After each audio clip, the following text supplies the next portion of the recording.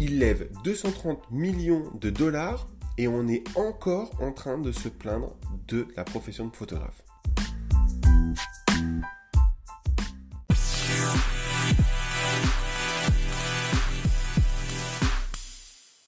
Bonjour à toutes et à tous, c'est Guillaume et j'essaye un nouveau logiciel en tout cas pour enregistrer un podcast. Donc ne soyez pas surpris si c'est pas comme d'habitude, c'est juste que j'avais envie de tester des nouvelles choses et ça va se passer de plus en plus souvent sur le podcast. Aujourd'hui, on va parler de la levée de fonds Miro parce que en fait, j'avais promis de vous faire une réponse sur Photopassion. C'est des choses auxquelles on a pas mal été sollicité avec Céline, aussi bien à travers nos comptes perso, un peu plus sur la page Facebook, un petit peu moins sur Instagram, ce qui nous allait très bien pour gérer le truc.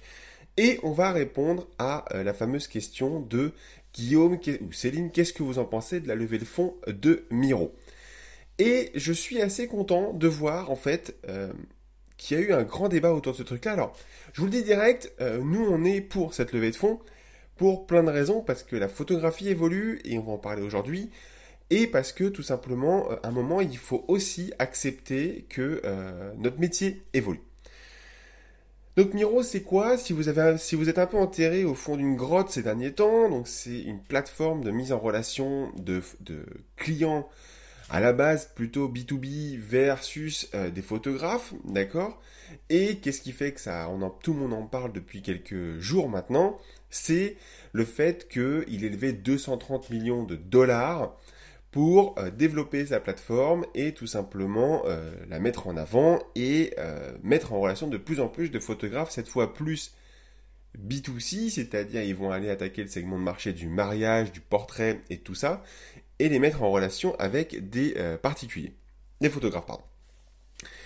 Et en fait, j'étais un peu saoulé il y a pas très très longtemps. Alors, en fait, le premier épisode que j'avais enregistré était juste une catastrophe parce que je passais vraiment mon temps à critiquer en fait, pas la levée de fonds, mais notre façon de réagir nous en tant que photographes.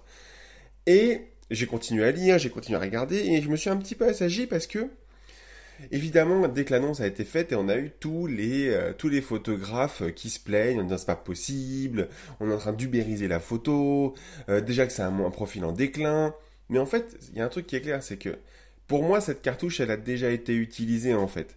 La cartouche du photographe qui se plaint, c'est une cartouche qu'on peut plus utiliser, c'est déjà fait en fait, on l'a déjà consommée et on n'a plus le droit de la faire, on n'a plus le droit de l'utiliser.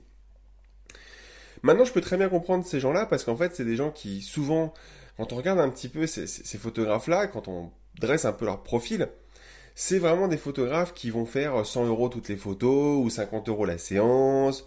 Bref, dans la majorité, je parle pas de cas exceptionnels, mais dans la majorité des photographes qui se plaignent, finalement, c'est souvent des photographes qui facturent des séances, ou des frais de séance, ou des prises de vue à faible coût déjà.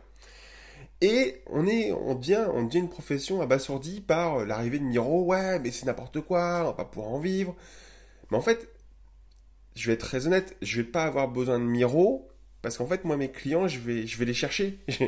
J'ai pas attendu que ma page Facebook se développe pour aller chercher mes clients. J'ai pas attendu que sur Instagram, en espérant que les gens me contactent. Je suis allé dans des réseaux, je suis allé vendre ma soupe un peu quand même. Donc j'ai sorti un petit peu de mon studio et je suis allé vendre mes prestations, je suis allé démarcher. Et je trouve ça magnifique parce qu'en fait, ces photographes qui aujourd'hui se plaignent ont juste pas conscience du boulot qui a été fait par Miro derrière pour faire cette levée de fonds.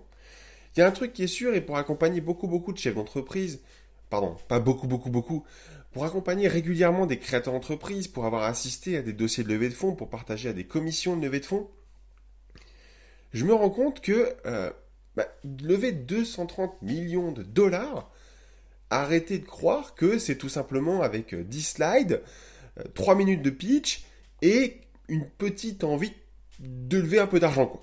On lève pas 230 millions comme ça, on lève 230 millions avec un projet, avec une ambition, avec un plan de progrès sur 3, 5 et 7 ans. Donc mine de rien, je pense qu'on est aujourd'hui en train de voir une partie de l'iceberg de Miro. Et je trouve ça dommage que sur une entreprise française, on ne soit pas capable de se réjouir sur ce type de levée de fonds. Surtout que, dans le fond, ce type de prestataire existe déjà en fait.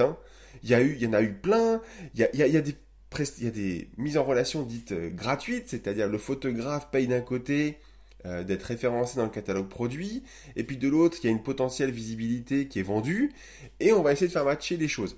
Ça, il y en a plein dans notre profession de photographe, il y a plein de plateformes comme ça, peut-être que la plus connue est peut-être mariage.net, c'est-à-dire qu'on va mettre en relation des gens qui cherchent un photographe ou des prestataires de mariage, et comme par hasard, si tu as envie d'être référencé, tu payes tant, si tu as envie d'être super référencé, tu payes tant, et si tu as envie d'être dans les newsletters, tu payes tant. Donc déjà, c'est des choses qui existent déjà. Là, ce qui dérange, c'est qu'on parle des entreprises en fait. On dit, tiens, il y a des grosses boîtes qui vont faire appel à cette prestation-là pour faire appel à un photographe. Le truc, c'est qu'en fait, aujourd'hui, cette prestation, enfin cette plateforme, a déjà des photographes référencés. Donc, ça veut dire qu'il y a un épiphénomène dans notre profession de ceux qui se plaignent, encore une fois, et qui n'ont pas fait le pas de s'inscrire sur cette plateforme-là. Nous, personnellement, on ne s'inscrira pas pour l'instant pour des questions de taux de charge, c'est-à-dire qu'il ne faudrait pas que ça nous tombe dessus, et il ne faudrait pas que le studio explose à cause de ça. Mais, en fait, il y avait déjà Groupon qui existait, et qui faisait une gratte sur les photographes. Et j'ai pas honte de dire, et j'ai commencé comme ça à la photographie, c'est qu'à l'époque, il fallait qu'on fasse des images avec Céline, et il fallait qu'on ait des clients qui viennent au studio pour tout simplement faire connaître nos services, notre prestation, et surtout nous entraîner. Et il n'y avait pas mieux à l'époque que Groupon pour se développer sur ce business.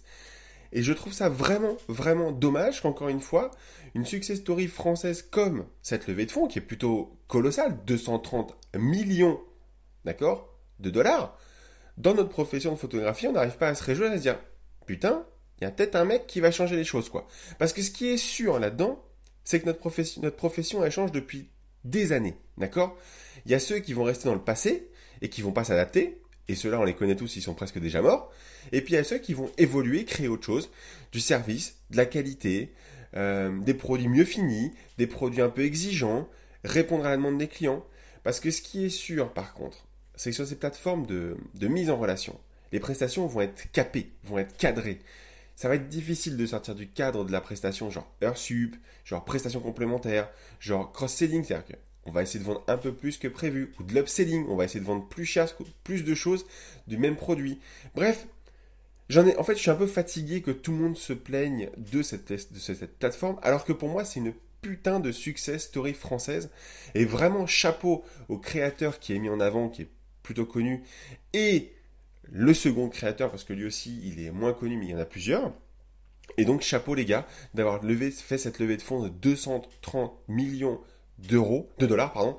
Ce qui est sûr, par contre, et ça je suis content parce qu'il y a quelques photographes qui l'ont remarqué, si une plateforme de photographie arrive à lever 230 millions de dollars, je pense qu'il y a encore, et je le dis, je me bats assez pour le passer ce message-là, il y a encore beaucoup, beaucoup de choses à faire dans la photographie, et il y a beaucoup, beaucoup de choses à faire dans tous les services qu'on peut amener à notre profession qui est la photographie.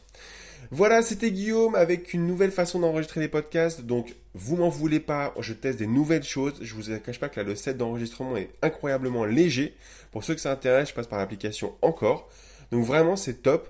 Et je vous dis à très très bientôt pour un prochain épisode du podcast sur photopassion.fr. Merci beaucoup.